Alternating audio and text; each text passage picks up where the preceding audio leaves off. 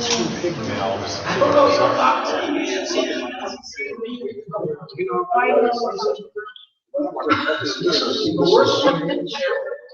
got one in the left lane.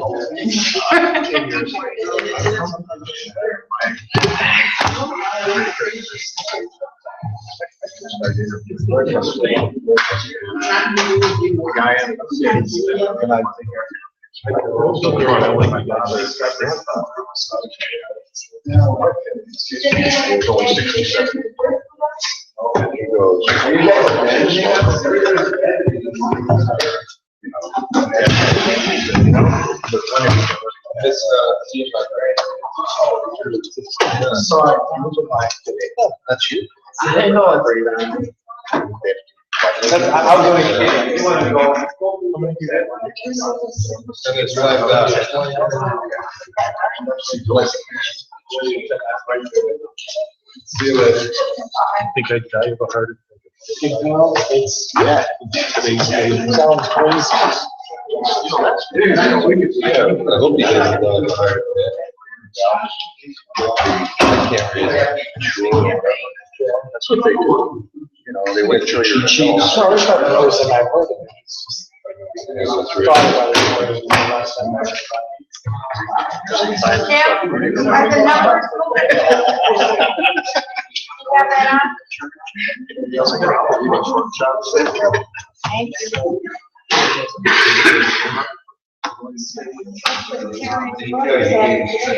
No, that's why I brought it up. Oh, yeah. Yeah. What would happen Israel. 50 years ago?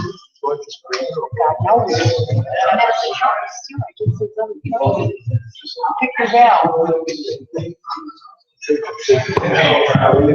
He wants you to say. Please rise for the pledge of allegiance. I pledge allegiance to the flag of the United States of America, to the republic for which it stands, one nation, under God, indivisible, with liberty and justice for all.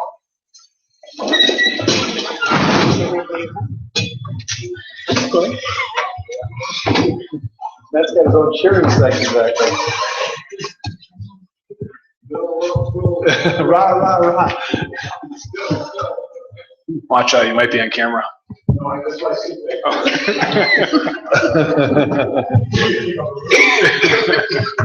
right, please call the roll. Mayor Delaquila, Here. Director of Law Pignatello, Here. Councilman at Large Bicker, Here. Councilman at Large Kranek, Here. Councilman at Large Traffus. Here. Ward 1 Councilman Biassiata, Here. Ward 2 Councilman Frondor, Here. Ward 3 Councilman Kukrow, Here. Ward 4 Councilman Petro, Here. Director of Public Service and Properties Levis, Here. Building Commissioner Morrow. Mr. Chairman. Councilman or Mr. Cooper. President, I would like to make a motion to amend the agenda. And it is to waive the 24-hour delivery requirement for resolution number 46, 2016.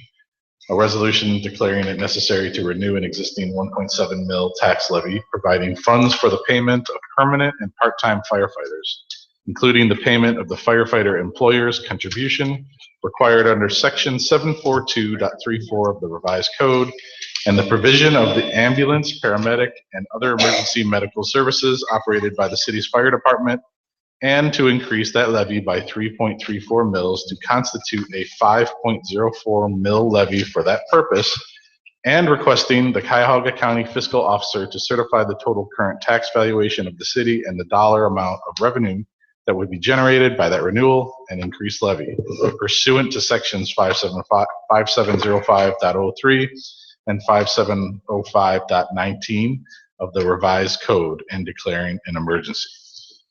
And to amend the agenda by entering resolution number 46-2016 onto the agenda as item number 9-K as an emergency measure if there is no division of the question. Councilman Bicker. I second. Thank you. Please call the roll. Biassiata, Yes. Frondor, Yes. Kranek, Yes. Kukrow. Yes. Petro, Yes. Traffus, Yes. Bicker. Yes. The agenda has been amended. There will be no reading and disposal of the journals today. That will appear at the next meeting. We'll move on to the consent agenda dated July 25th, 2016. Yes, Mr. President. Councilman Frondor. If there's no division of the question, I move we accept the consent agenda dated July 25th, 2016. I second. Is there any discussion? Please call the roll. Biassiata. Yes. Frondor. Yes. Kranek. Yes. Kukrow. Yes. Petro. Yes. Traffus. Yes. Bicker. Yes. The consent agenda dated July 25th, 2016 has been passed. Are there any resolutions of commendation? There are none. Thank you. We will now have reports of committees. The Planning, Zoning, and Economic Development Committee last met on July 18th. Those meeting minutes are filed with the clerk, and our next meeting will be on September 19th. Public Works Committee, Councilman Petro. Mr. Chairman, our next meeting will be September 6th. Thank you, Councilman. Community Services, Councilman Bicker. Our next meeting will be, I believe it's September 6th. Thank you. Police and Safety, Councilman Kranek. Yes, Mr. President, Police and Safety met on, I lost the date. July 18th. July 18th, thank you, Carol. And the minutes will be sent to the council secretary. Our next scheduled meeting will be September 19th. Thank you, Councilman. Parks and Recreation, Councilman Kukrow. Thank you, Mr. President. Our last meeting was on July 18th, and the meeting minutes from that are forthcoming. Our next meeting will be on September 19th. Thank you, Councilman. Rules, Ordinances, and Ethics, Councilman Biassiata. Thank you, Mr. President. Our next meeting will be on September 6th. Thank you. Finance, Civil Service, and Personnel, Councilman Frondor. Yes, Mr. President, we last met on July 18th. Our next meeting will be on September 6th, and I owe Carol the minutes. Thank you, Councilman. Are there any appointments and confirmations? No? No, they're not, sorry. Okay. Communications, petitions, and claims. Yes, I have one note that I'd like to acknowledge from Cliff Helwati. He's writing, I would just like to say thank you to the officers who gave me some help on Friday night at 2:30 a.m. while I was waiting for AAA to bring me some gas for my motorcycle on Rockside Road. They brought me some gas and made sure I got home safely. I don't think all police officers get told thanks enough, and I want to be sure to let them know I appreciate their help. So again, thank you to all police officers. Sincerely, Cliff Helwati. And the officers involved in that call were 6624 Jason Greenaway and 6630 David Bunch. Thank you. One more item. One more? Yeah. I'd like to also acknowledge that the clerk of council was served with 41 executed initiative petitions on Friday at 3:20 p.m. by Steve Cordes, who represented the committee to keep Seven Hills safe. And they are in reference to a proposed amendment to the charter concerning fire department minimum safety personnel. Thank you. Okay, council will now be open to the audience on legislation only. If you have any comments regarding anything on our agenda today, please approach the podium and state your name and address. Anybody in the audience? Okay. Moving on to ordinances and resolutions. Amended ordinance number 77, 2016. Council President, I move to table amended ordinance number 77, 2016. Second the motion, Mr. Chairman. Thank you. Is there any discussion? Please call the roll. Biassiata. Yes. Frondor. Yes. Kranek. Yes. Kukrow. Yes. Petro. Yes. Traffus. Yes. Bicker. Yes. Amended ordinance number 77, 2016 has been tabled. Amended ordinance number 81, 2016. Mr. President, Councilman Kranek. I move that we read amended ordinance number 81, 2016 for its third and final reading. I'll second that. Is there any discussion? Please call the roll. Biassiata. Yes. Frondor. Yes. Kranek. Yes. Kukrow. Yes. Petro. Yes. Traffus. Yes. Bicker. Yes. Amended ordinance number 81, 2016 introduced by Councilman Traffus, Frondorf, Kranek, Biassiata, Kukrow, and Petro. An ordinance authorizing and directing the mayor to enter into an agreement on behalf of the city of Seven Hills, Ohio with R&K Technologies Incorporated of North Ridgeville, Ohio for full service maintenance on the Xerox 8825 HP DJ 500 plotter located in the engineering department of the city of Seven Hills and appropriating the sum not to exceed the monthly base rate of $197.39 plus a monthly usage charge of .076 square foot for the 12-month term of the agreement. Amended ordinance number 81, 2016 has been read for its third and final reading. Is there a motion? Mr. President, Councilman Kranek. I move that we pass amended ordinance number 81, 2016. I'll second that. Is there any discussion? Please call the roll. Biassiata. Yes. Frondor. Yes. Kranek. Yes. Kukrow. Yes. Petro. Yes. Traffus. Yes. Bicker. Yes. Amended ordinance number 81, 2016 has been passed. Moving on to amended ordinance number 82, 2016. Mr. President, Councilman Biassiata. thank you. I move that we suspend the rules under the charter and read amended ordinance 82, 2016 by title only for its third and final reading. I'll second that. Is there any discussion? Please call the roll. Biassiata. Yes. Frondor. Yes. Kranek. Yes. Kukrow. Yes. Petro. Yes. Traffus. Yes. Bicker. Yes. Amended ordinance number 82, 2016, introduced by Councilman Traffus, Frondorf, Kranek, Biassiata, Kukrow, and Petro. An ordinance to amend section 159.01 court costs of chapter 159 Mayor's Court as contained in Title 7 Judicial of Part 1 Administrative Code of the codified ordinances of the city of Seven Hills, Ohio, for the purpose of increasing the court cost for all violations occurring in the jurisdictional limits of the city of Seven Hills, with the exception of parking, pedestrian, and seatbelt violations. Amended ordinance number 82, 2016 has been read for its third and final reading. Is there a motion? Mr. President, Councilman Biassiata. I move that we pass amended ordinance 82-2016. I'll second that. Is there any discussion? Please call the roll. Biassiata. Yes. Frondor. Yes. Kranek. Yes. Kukrow. Yes. Petro. Yes. Traffus. Yes. Bicker. Yes. Amended ordinance number 82, 2016 has passed. Moving on to amended ordinance number 86, 2016. Mr. Chairman, Councilman Petro. move that council suspends the rules and reads amended ordinance number 86, 2016 by title only for its final reading. Councilman Kranek.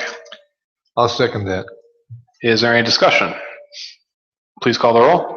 Biassiata. Yes. Frondor. Yes. Kranek. Yes. Kukrow. Yes. Petro. Yes. Traffus. Yes. Bicker. Yes. Amended ordinance number 86, 2016, introduced by Mayor Delaquila and Councilman Traffus, Frondorf, Kranek, Biassiata, Kukrow, and Petro.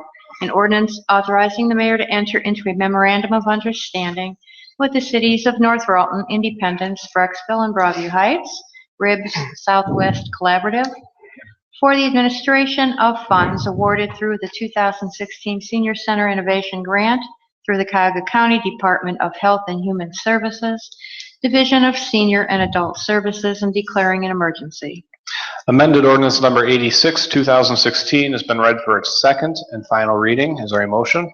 Mr. Chairman, Councilman Petro. I move that council passes amended ordinance 86, 2016. I'll second that, Mr. President. Is there any discussion? Please call the roll. Biassiata. Yes. Frondor. Yes. Kranek. Yes. Kukrow. Yes. Petro. Yes. Traffus. Yes. Bicker. Yes. Amended ordinance number 86, 2016 has passed. We will now have the first reading of ordinance number 88, 2016. Ordinance number 88, 2016, introduced by Councilman Traffus, Frondorf, Kranek, Bicker, Biassiata, Kukrow, and Petro. An ordinance authorizing and directing the mayor to enter into an agreement on behalf of the city of Seven Hills, Ohio, with Diamond Z Engineering Incorporated of Cleveland, Ohio, in an amount not to exceed $15,000 to provide design, engineering, and permitting services for an upgrade to the fuel storage tanks and development of a spill prevention plan at the City of Seven Hills Service Garage. Ordinance number 88, 2016 has been read for its first reading. We will now have the first reading of ordinance number 89, 2016. Ordinance number 89, 2016, introduced by Mayor Delacuilla and Councilman Traffus, Frondorf, Kranek, Bicker, Biassiata, Kukrow, and Petro. An ordinance to appropriate a sum not to exceed $33,895.78 for the purchase of one 2017 Ford Utility Interceptor police vehicle with appurtenances for use by the Uniform Patrol of the Police Department of the City of Seven Hills, Ohio. Said purchase to be made from statewide Ford through the Ohio Department of Administrative Services Office of State Purchasing Contract. The 2017 Ford Utility Interceptor shall be ordered in September 2016 for delivery in year 2017, with payment for the police vehicle appropriated from the 2017 budget. Ordinance number 89, 2016 has been read for its first reading. Mr. President, Councilman Frondor. I have a comment regarding ordinance number 89, 2016. Council has placed ordinance 89, 2016 on the agenda for the first of three readings. The police department has requested the purchase of a 2017 Ford Utility Interceptor police vehicle. Police Chief Gary Durkin has requested that police cruiser number 26 be replaced. This cruiser has approximately 100,000 miles on the odometer. As chairman of the Finance Committee, I've long held concerns about the use of subjective reasons for a major purchase costing the city over $33,000, particularly in light of the current poor condition of city finances. Back in December 2015, I was told by Chief Durkin that car number 26 was unreliable and constantly undergoing repairs. I asked Chief Durkin to provide me repair and preventive maintenance records for this marked cruiser. Lieutenant Saloom provided me with their Seven Hills Police Department vehicle maintenance requisition form for Cruiser 26. This form is used for vehicle repairs but not vehicle preventive maintenance. This limited form requires the following information to be recorded: date, cruiser number, mileage, cruiser downed, yes or no, officer requesting repair, and detailed description of the problem. This form is then forwarded to the vehicle maintenance officer, and he records the following: date received, corrective action taken, date repairs complete, and vehicle returned to service. I was also given a paper finance spreadsheet expense ledger providing vendor invoices for material and voucher remarks, which included cruiser identification numbers. The overriding issue with the police vehicle maintenance report is often there is information missing, such as cruiser down, yes or no, and date repairs were complete and vehicle returned to service. As these are paper forms, there is no way to segregate the information, nor is there any cost of material or repair or reliable downtime data.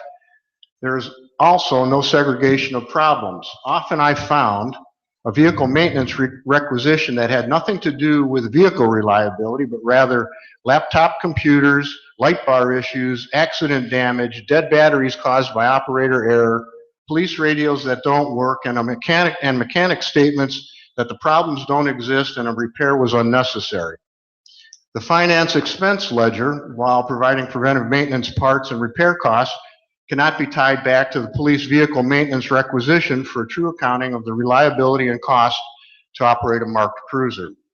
There is no objective way to determine cost or reliability, and thereby no objective way to determine if a new cruiser should be purchased other than by mileage.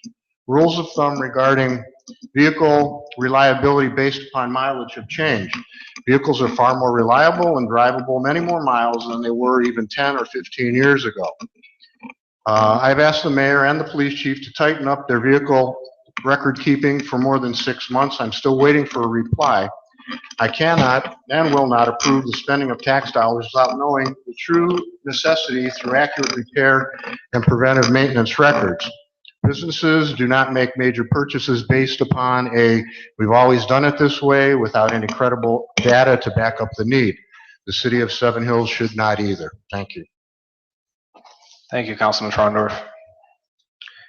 We will now have the first reading of ordinance number 90, 2016.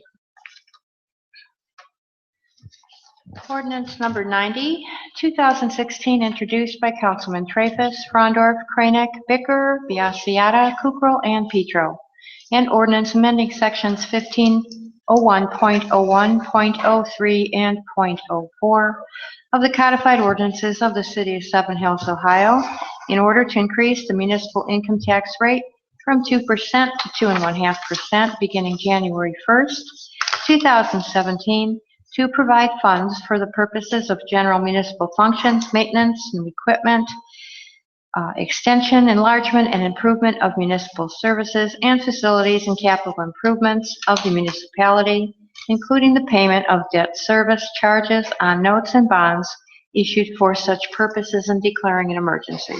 Ordinance number 90, 2016 has been read for its first reading. We will now move on to ordinance number 91, 2016, and I will make a motion that we amend ordinance number 91, 2016 by adding the emergency clause. Second the motion, Mr. Chairman. Thank you. Is there any discussion? Please call the roll. Biassiata. Yes. Frondor. Yes. Kranek. Yes. Kukrow. Yes. Petro. Yes. Traffus. Yes. Bicker. Yes. Ordinance number 91, 2016 has been amended. I will now move that we suspend the rules under the charter and read amended ordinance number 91, 2016 by title only for its first and final reading. Second the motion, Mr. Chairman. Is there any discussion? Please call the roll. Biassiata. Yes. Frondor. Yes. Kranek. Yes. Kukrow. Yes. Petro. Yes. Traffus. Yes. Bicker. Yes. Amended ordinance number 91, 2016, introduced by Councilman Traffus, Frondorf, Kranek, Bicker, Biassiata, Kukrow, and Petro. An ordinance amending section 1501.06 of the codified ordinances of the city of Seven Hills, Ohio, in order to increase the maximum credit and tax paid to another municipality from 1 1/10% to 1 65/100% and declaring an emergency. Amended ordinance number 91, 2016 has been read for its first and final reading, and I will make a motion to pass amended ordinance number 91, 2016. Second the motion, Mr. Chairman. Is there any discussion? Please call the roll. Biassiata. Yes. Frondor. Yes. Kranek. Yes. Kukrow. Yes. Petro. Yes. Traffus. Yes. Bicker. Yes.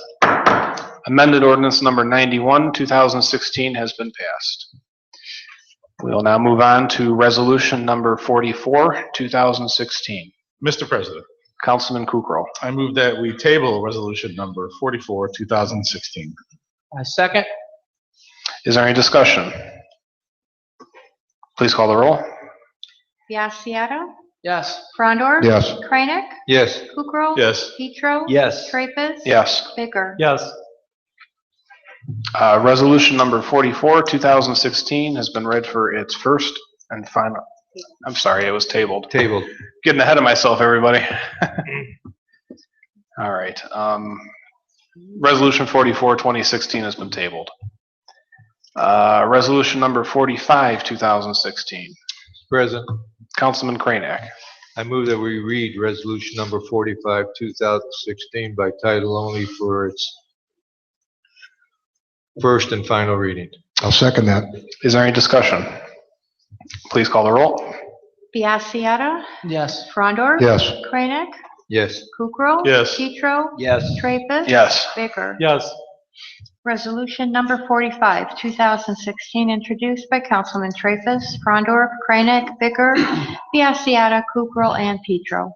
A resolution declaring the necessity of an election on the question of approving the passage of an ordinance to amend sections 1501.01, .03, and .04 of the codified ordinances of the city of Seven Hills, Ohio, in order to increase the municipal income tax rate from 2% to 2.5% beginning January 1st, 2017, to provide funds for the purposes of general municipal functions, maintenance, new equipment, extension, enlargement, and improvement of municipal services and facilities, and capital improvements of the municipality, including the payment of debt service charges on notes and bonds issued for such purposes and declaring an emergency.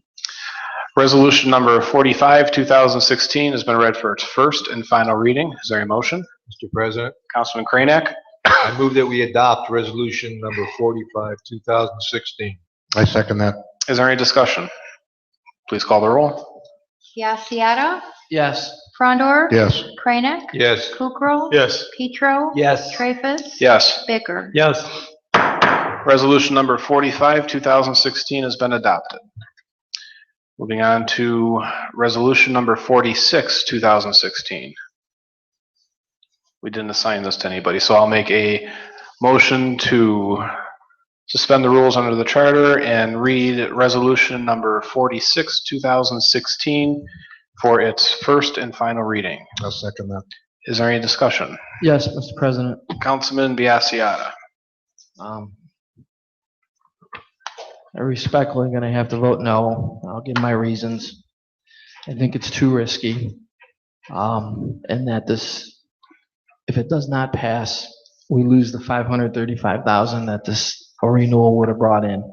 This $535,000 is absolutely critical to the operation of the city, and I felt a renewal was would a real easy pass. In lieu of the 1,400 signatures that we received, to have a 5-man crew around the clock.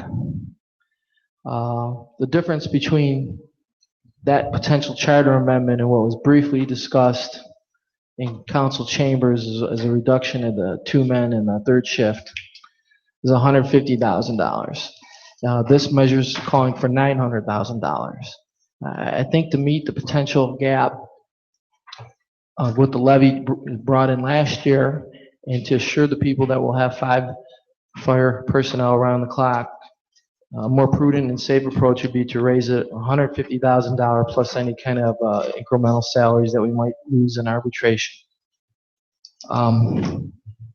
That's my opinion there. I think it's too risky to go forward. That said, I do not disagree that we need the extra money for the general operation of the city to provide relief to the general fund and to make Seven Hills better as a whole, free up money from the general fund to pave streets, which we didn't have any money for in this year's budget. So I'm going to work with all of you to hope and help this pass. But I think how we're going about it, it's too risky for me to vote yes for. So. Thank you, Councilman. Any further discussion on the reading? Please call the roll. Biassiata. No. Frondor. Yes. Kranek. Yes. Kukrow. Yes. Petro. Yes. Traffus. Yes. Bicker. Yes. Resolution number, okay, you got to read it. Resolution number 46, 2016, introduced by Mayor Delacuilla and Councilman Traffus, Frondorf, Kranek, Bicker, Biassiata, Kukrow, and Petro.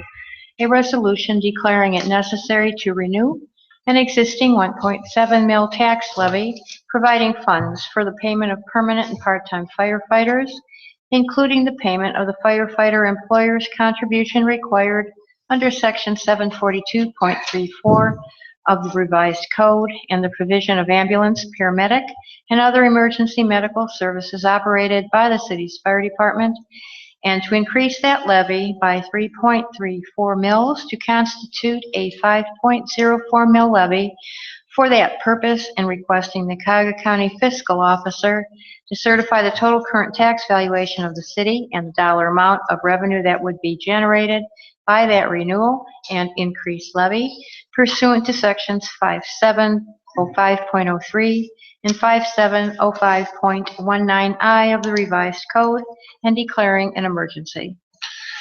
Resolution number 46, 2016 has been read for its first and final reading, and I will make a motion to adopt resolution number 46, 2016. I'll second that. Thank you. Is there any discussion? I've got a rather lengthy statement, so I'm sorry I'm going to keep everybody here a little bit longer. But before I begin reading it, Councilman Biassiata, I'm really sorry that you're not supporting putting this initiative on the ballot for our residents. I think we demonstrated how important it is to be unified.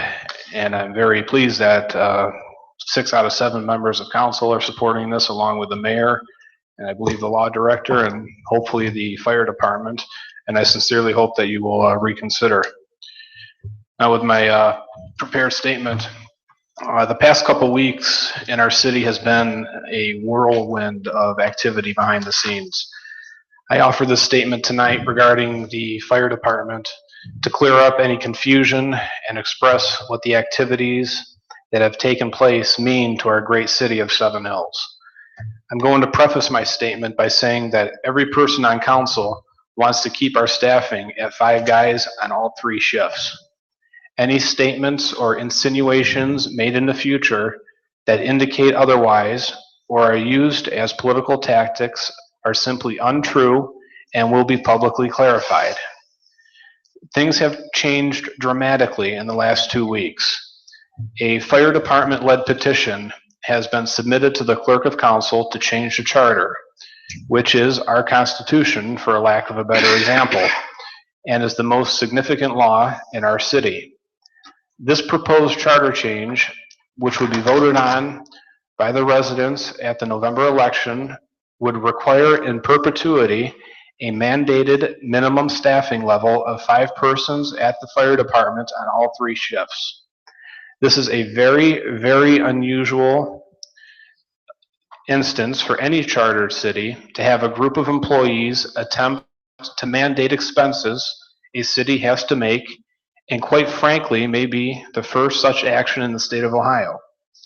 We are not even sure at this point in time if the action the fire department has taken is legally permissible. I do want to stress again that even though there is uncertainty with the legality of this proposed charter amendment, we do want 5 men on all 3 shifts at the fire station, period. What this translates into is that now we have a charter change petition requiring a significant amount of money be spent on a specific service for which no funding currently exists.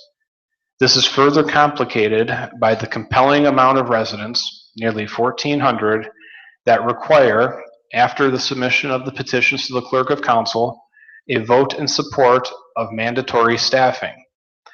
Because the overall financial requirements of such a mandatory staffing, due to the likely passage of the charter amendment, the city would be out of money much earlier than previously estimated. In all due respect, even though the firefighters of Seven Hills have said in a letter to the residents of Seven Hills posted on Facebook on July 24th, 2016, that they are, quote, not asking for anything to change, unquote, the procedure used for performing this type of charter change has huge ramifications at so many levels, including cost to our residents, legal and operating costs to the city, and potential severe reductions to all services. This message to the administration and council is great, and we are taking immediate actions to achieve the wishes of our residents by changing the previous renewal levy to a renewal and a new money levy. This is the only way that such a charter mandate can be paid for other than through extremely significant cuts to the police department, service department, recreation center, building department, parks, senior services, and possibly other city departments.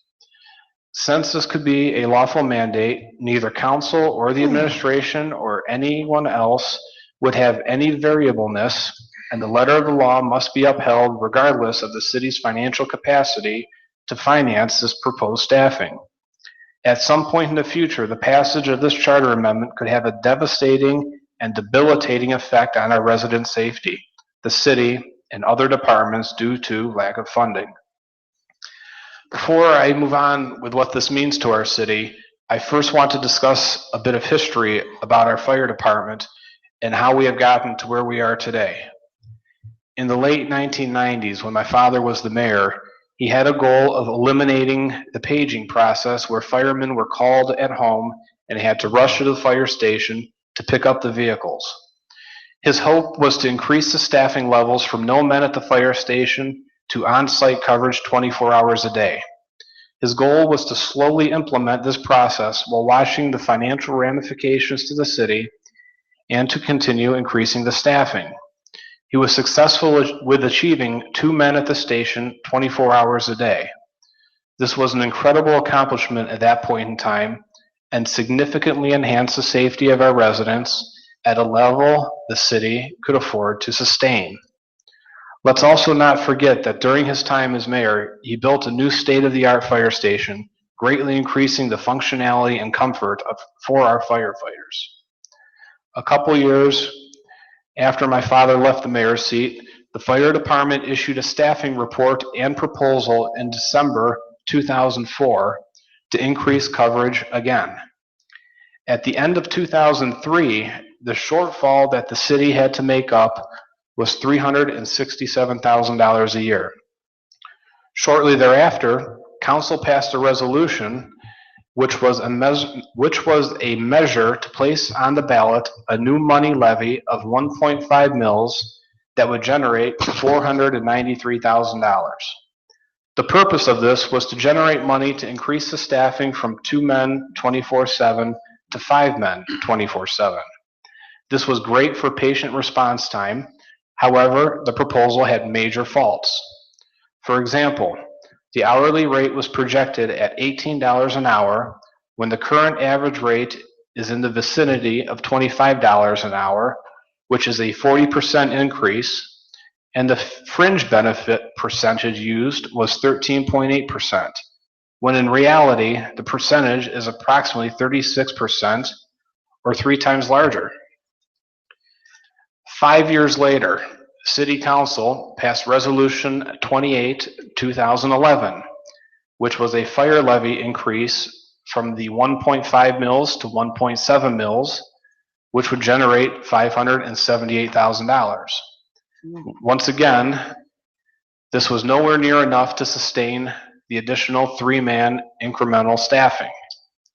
Today, we have 5 men on all 3 shifts, which is absolutely not mandated by the existing fire levy, which many of you may have been led to believe. The truth is, the fire department collective bargaining unit, which negotiates the firemen's wages and benefits, were successful in getting City Council a number of years ago to add into their contract that there would be 5 men on all 3 shifts as long as the current levy is in place. Although the firemen campaigned back then saying the levy is what would increase staffing to 5 men simply is not the case. The intent was there. However, the collective bargaining agreement is the apparatus that got us to the 5 men on all 3 shifts as a legal obligation, not the levy. Now we come to our current problems. According to the financial statements provided by our finance department, it costs $1,619,000 to run the fire department in 2015, not including encumbrances. Here is the revenue to expense breakdown. In 2015, the fire levy generated $533,000, and the fire department squad assistance fund generated $285,000. The total revenue generated in 2015 for fire department use was $818,000.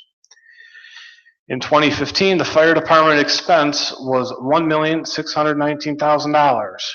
$508,000 was spent from the levy, $233,000 was spent from FDSAF, and $878,000 was spent from the general fund. Long story short, the City of Seven Hills General Fund is supplementing the fire department to a tune of $800,000 a year. The original levy from 10 years ago and the increased levy of 5 years ago was never enough.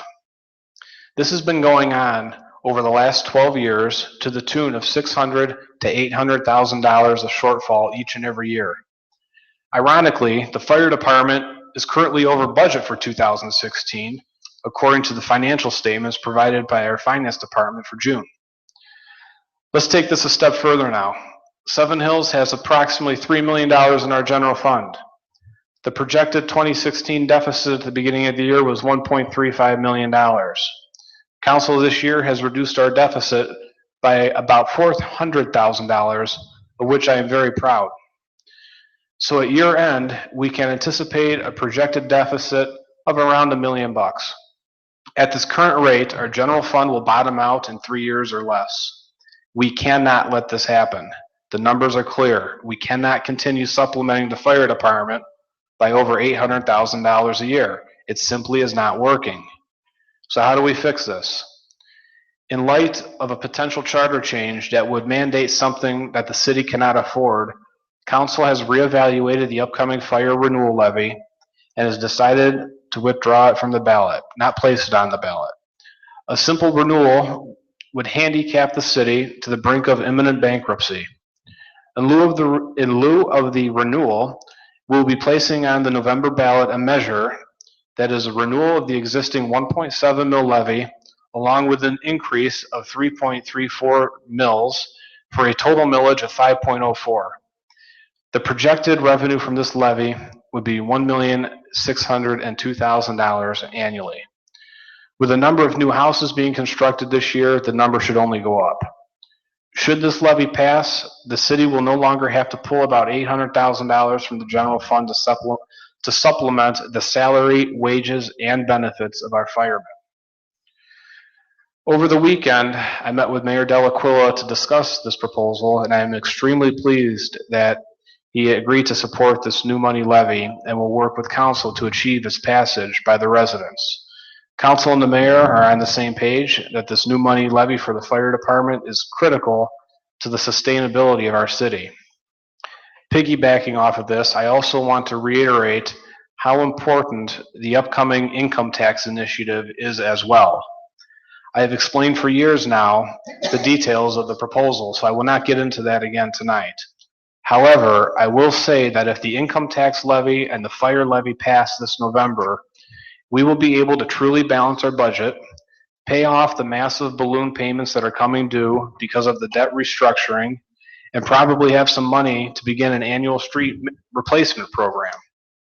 However, if one or both of these levies fail, council will be forced to once again go back to the drawing board and make significant reductions to city services, including our safety forces.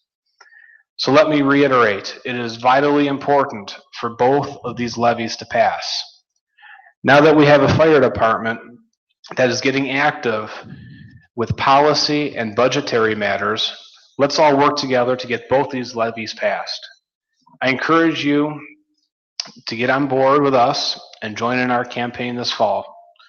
We need to have one unified voice. If the fire department campaigns on their own with a message that is different than city council and or the mayor, it puts not only the levies at risk, but could also compromise the city and our residents' safety. Finally, to our residents that may be watching this live broadcast or reading these meeting minutes, I'm going to reiterate again, we want 5 guys at the fire station on all 3 shifts. If you have any questions, please don't hesitate to contact me. I'd be more than happy to discuss this with anyone. Thank you, everybody. Any further comments? Yes, Mr. President. Councilman Biassiata. I'm not going to change my vote. However, whatever I can do to assure you that I pledge my support in the passage of this levy. I think the passage of the levy is a good thing, and it solves the firemen, the 5 personnel issue, and it'll go a long way to solving our long-term issues. I don't dispute for a second that the city needs the money, and I encourage all the residents to support this. I just feel there's not an appetite out there for a 200% raise, and I'd like to have seen it done in a tier approach. But you have my support in any way you want otherwise. Thank you, Councilman. Any further comment? Please call the roll. Biassiata. No. Frondor. Yes. Kranek. Yes. Kukrow. Yes. Petro. Yes. Traffus. Yes. Bicker. Yes. Resolution number 46, 2016 has been adopted. Council will now be open to the audience. If you have any comments, please approach the podium and state your name and address. Is there anybody tonight? Ken Brzezinski, 1711 Cherry Lane. About the levy, I just want to say that I support it. I believe that if we work together, and everyone work together, that we may be able to pass this levy. It's important to this city. I've been a resident for 16 years, and we love it here. But I don't like seeing the city in financial the condition that it's in.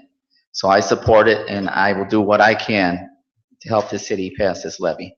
Thanks. Thank you very much. And at some point, we'll be in touch about that.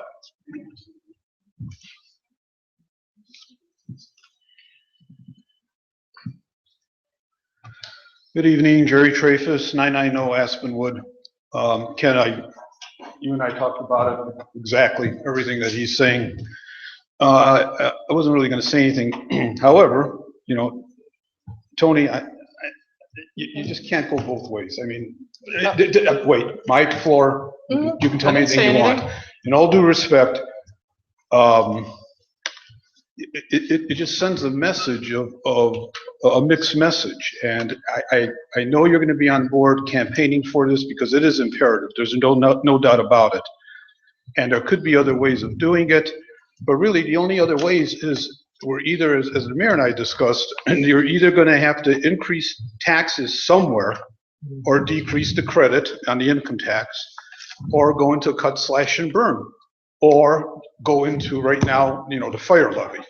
Those are your only choices. Or, you know, you can call it, instead of a fire levy, you can call it the God Save Seven Hills levy. You know, take your pick. But you just can't have these mixed messages. You know, and just because it's going to be an uphill battle, and maybe there's something easier to possibly get the renewal done, doesn't mean that we shouldn't all work work as hard as we can, and mainly let the people make the decision. We are the servants, you guys are the servants of the people, and we've got to do what they say. If they wrote it down, then that's what they want. Now, we're going to do everything we can to make it pass.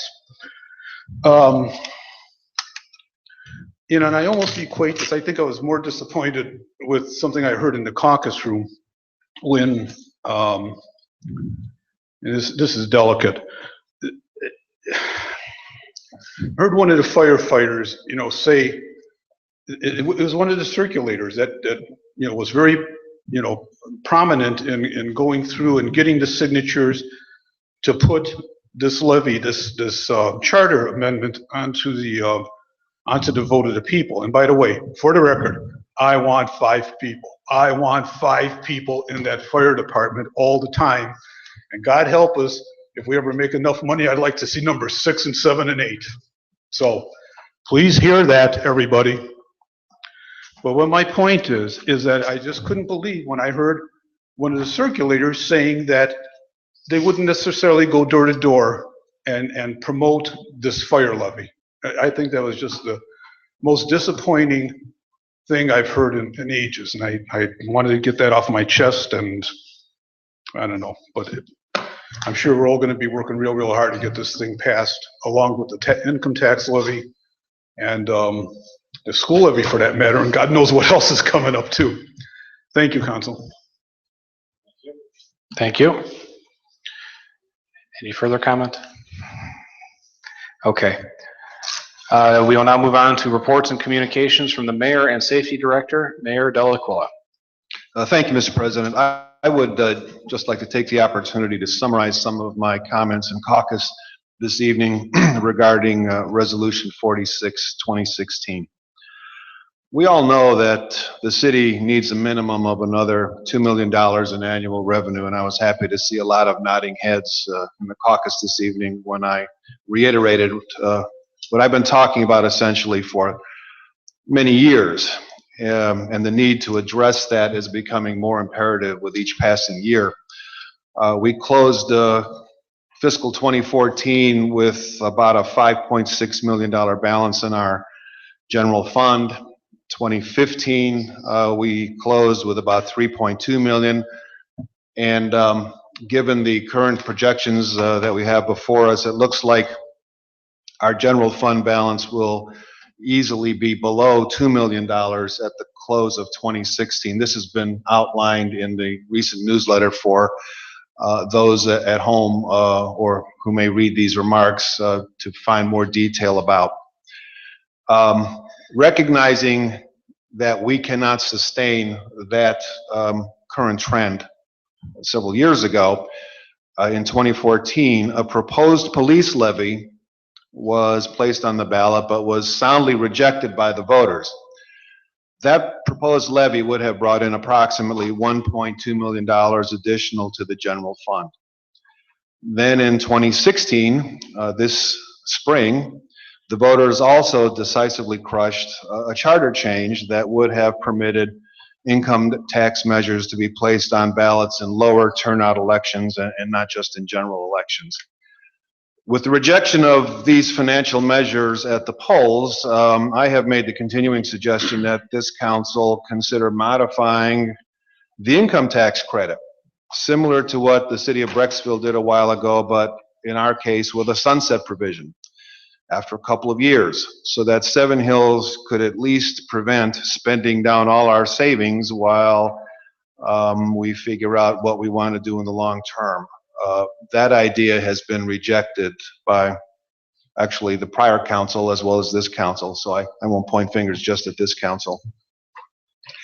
However, we need to recognize, and I think we all do, that need for that additional $2 million still exists, unabated, and perhaps worsening with collective bargaining agreements scheduled to be negotiated this year and other anticipated and unanticipated expenses. Yesterday, when Councilman Traffus suggested to me the idea of more than tripling the fire levy, my first response was, well, this is really just the old police levy on steroids from 2014. Just as back then there are no new proposed hirings or any new equipment purchases or no extra training, uniforms, etc. Just as the 2014 levy was, this is a proposal to bolster the general fund by piggybacking onto the fire levy and pulling fire department operation expenses to the extent that they're subsidized out of the general fund. But as I just pointed out in caucus, there is one big difference. The police levy back then was designed to move some of the police expenses to the general fund that were not otherwise covered. So when it failed, the city was able to continue spending for police operations just as it had already been doing in the past. In the case of the current fire levy proposal, as I pointed out in caucus, the city will lose about $530 some odd thousand if the levy fails, which is already coming in under the current levy each year. However, as I say, and I've said repeatedly, the city needs the money. And I also said to Matt, as I repeated in caucus, that to remain consistent, I can do nothing other than to support this levy. There is absolutely no doubt that we need this money, and I will do my best to see that it is passed. City income tax collections are slightly up from this time last year, partly due to some large delinquencies we collected, but we can't count on that money in the future. The problem is that it may make the passage of this levy this year more difficult. As I said in caucus, and I've repeated, I think I might have mentioned this to Matt in our meeting, we've now come full circle. If this levy fails, there will be no choice left but to reduce the income tax credit as I have been proposing.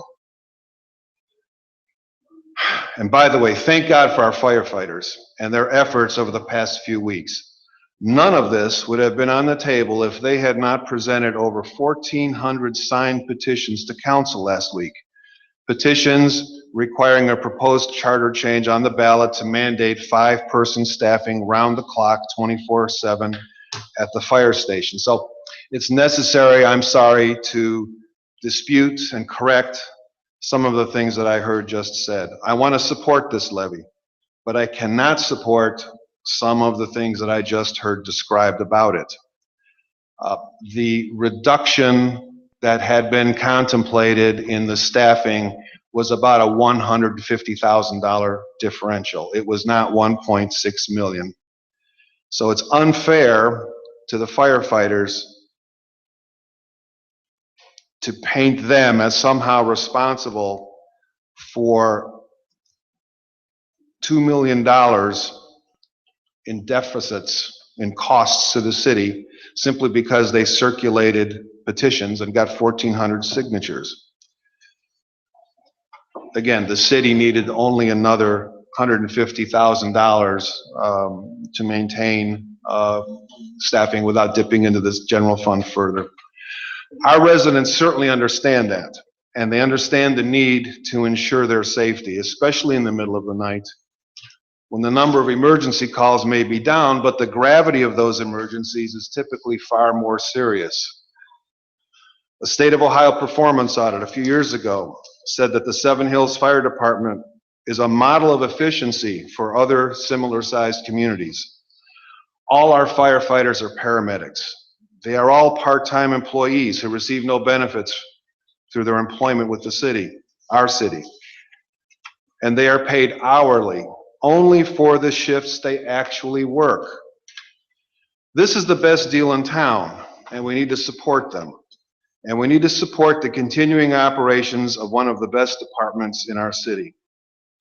This levy, if passed, will do exactly that, with the added benefit of also protecting our general fund for years to come.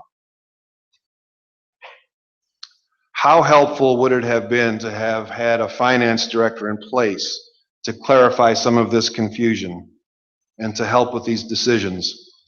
We've been operating this city without a finance director for about 5 months now. Think about what that means as we try to negotiate two of the biggest land development deals in the city's history. Negotiations with some very tough developers. Think of what that means across the board when we're facing the kinds of financial challenges that we have to deal with. All that being said, I want to support this levy. I will support this levy. However, we need to be clear on the facts. Thank you, Mr. President. Thank you, Mayor Delaquila. We now have reports from the directors of departments and other officials. Director of Law, Richard Pignatello. I have no reports today. Would have been out of here. You didn't have a lengthy report. Brief statement. Yeah. Do you? Okay. Director of Public Services and Properties, Stuart Levis. No report. Thank you.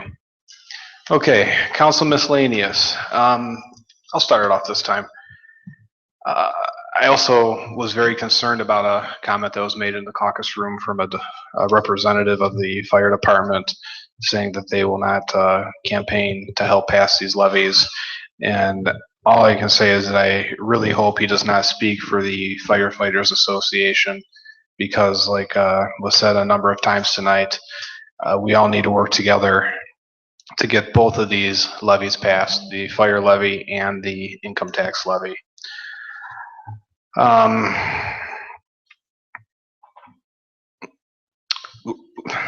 You know, last week I spoke to Councilman Biassiata in either a rules or a committee meeting or a caucus meeting about your continuous grandstanding. And tonight, Tony, was another example. Voting against a resolution which frankly was a vote to restrict our residents from making a choice on their own at the ballot box, and then saying you support the levy makes absolutely no sense at all. You cannot have it both ways, and I am going to repeat what I said last week. Your grandstanding has to stop. It's going to confuse residents in your ward and in the city, and we need to be united in this, period. I'll leave my comments at that. Councilman Frondorf. Yeah, I have a few comments regarding the levy. all right, I'm sorry, the resolution 46, 2016. I have to say that I too am disappointed with my colleague for his no vote on resolution 46, 2016. And the reason I'm disappointed is it's quite clear. I mean, it is clear, and I'll echo the words of the mayor. We are, and I can't say it, I can't stress it any more clearly than to say we are in dire financial straits right now. We have, at the end of this year, we'll have less than $2 million in our general fund. If nothing changes and we continue to spend $1 million, you know, I heard the figure 3 years, and the way I'm seeing it, it'll be less than 2 years when we have absolutely no money. We're broke. The city is broke. But rather than look at it in a pessimistic way, I think, you know, I'm going to take a different approach. And I'll say this: we've cut $400,000 from the budget. We have an opportunity. Make no mistake, there's a great opportunity here. And I will say what I believe I'm seeing and what I'm learning about our residents and their views towards emergency vehicles and fire trucks to, you know, save property and lives, and staffing at, you know, at five-man staffing levels, and to collect 1,400 signatures is incredible. That's a statement. I've heard it said that, I heard it said in caucus that, well, you know, people sign petitions and it doesn't necessarily mean that they're going to vote. You know, I really believe that deep down people truly want a first-class fire department with prompt response and well-trained personnel. And to have 1,400 people sign petitions, and that was less than a month. This occurred in less than a month without any fanfare at all. There's a huge statement there. And if I'm reading things correctly, I believe that our residents truly desire a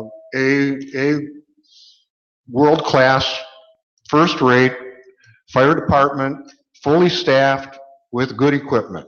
I mean, you just can't have it any better than that, because it saves lives.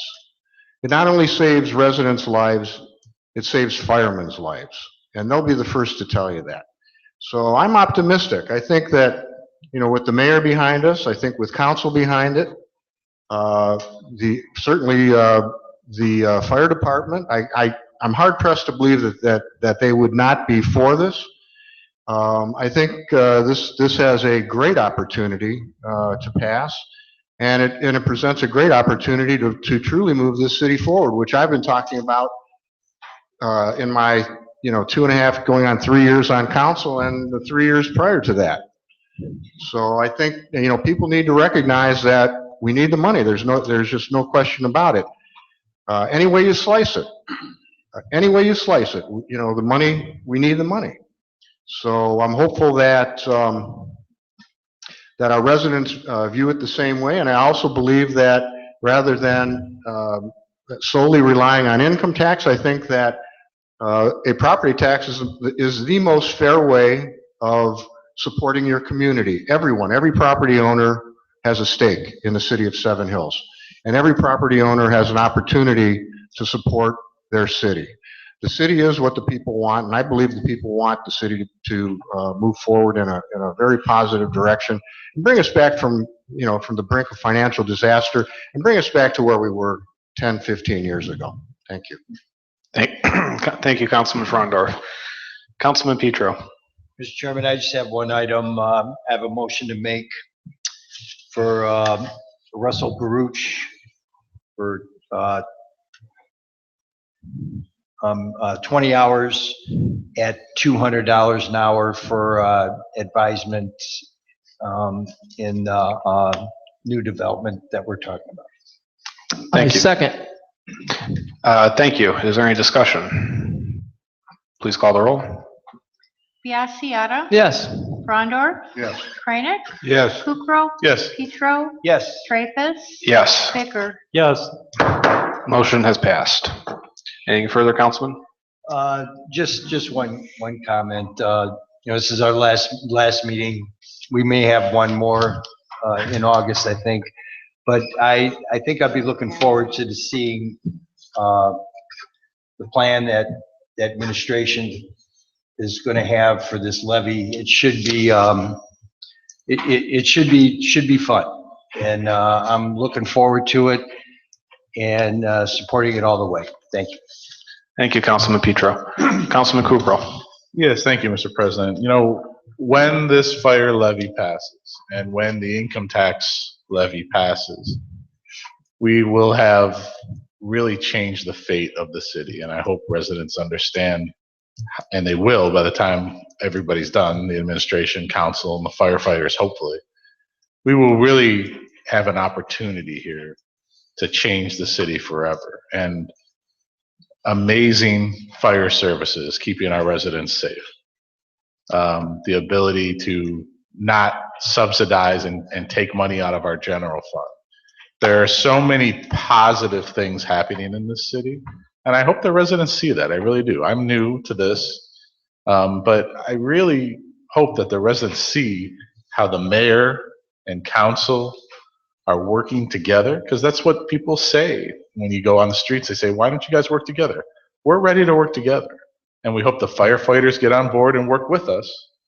And then when we all work together and the residents vote with their vote of confidence to make this happen this November with the income tax plan and the fire levy, there are going to be some really amazing things happen in this city. And we're going to communicate that to you over the next 3 months. And I really hope that you all show up and support all of these measures, including the firefighters. I hope they decide to get behind this because we need them and we want them. We want them to have the best services for themselves, for their safety, and for our residents. So thank you, everybody, for learning more about this, and I hope you'll turn up this fall and vote yes on both issues. Thank you, Councilman Kukrow. Councilman Kranek. No comment, Mr. President. Councilman Bicker. Yes, Mr. President. There's a clause in the collective bargaining agreement stating that there will be 5 on each shift. Am I correct? Yes. So why would they have, I'm not a lawyer, but why would they have to change the charter? Or I would check into that with the appropriate legal counsel, because I don't see how that, it contradicts a legal agreement. Thank you. Councilman Biassiata.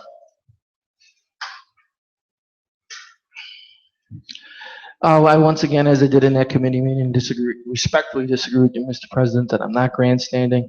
I think this is a risk. And as a resident, I sat in the audience when you were a councilman on more than one occasion. I had respect for you in that when you said that if you see something's wrong, you will shout it from the highest mountain. And I'm not shouting. I'm stating the facts that a 200% or more increase is a risk. And I'm very, very concerned if it doesn't pass, the cuts that'll happen at the $535,000 that we have today. And everyone here on council, we had a meeting 4, 5, 6 weeks ago where we entertained moving it up just 0.4 mils to generate the $150,000. And most of the members on council and several people in the audience that day felt there wasn't any appetite for an increase. So I based the vote on the feedback I received from all of you and the people in the audience that day. I don't feel it's grandstanding. I apologize if you do feel that way. That's all I have. Thank you, Councilman Biassiata. I want to make one more comment and clear something up, that nobody is painting the fire departments in a bad light. All we're doing is stating facts about how much operations cost, how much money we need. The real issue is the charter change that would mandate the city to certain staffing levels. We don't know what the future will hold in Seven Hills, whether it's a year from now, 10 years from now, or 30 years from now. Maybe in 30 years, this wouldn't make sense. I don't know. And there was a number thrown out about $150,000, which was certainly a goal of a potential reduction we wanted to see from the fire department. That number was arrived at through a number of different ways. First of all, we recently reduced our service department by approximately $150,000. And the second way is slipping my mind right now. But my point is that our firefighters do a terrific job in Seven Hills, and we're very lucky to have the department that we do have. But we need to figure out how to move forward together to get these levies passed, because it will be in the best interest of our city. With that, I will make a motion to adjourn. Second, Mr. President. Please call the roll. Biassiata. Yes. Frondor. Yes. Kranek. Yes. Kukrow. Yes. Petro. Yes. Traffus. Yes, Bicker. Yes. meeting is adjourned.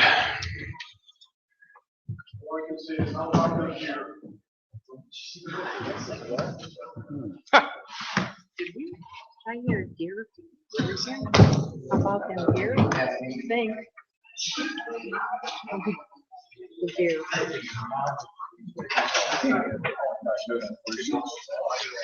Yeah. I have to make you, you don't have a copy of 46 on it, do you? No, Maxer? I'll go make one for you if you need one.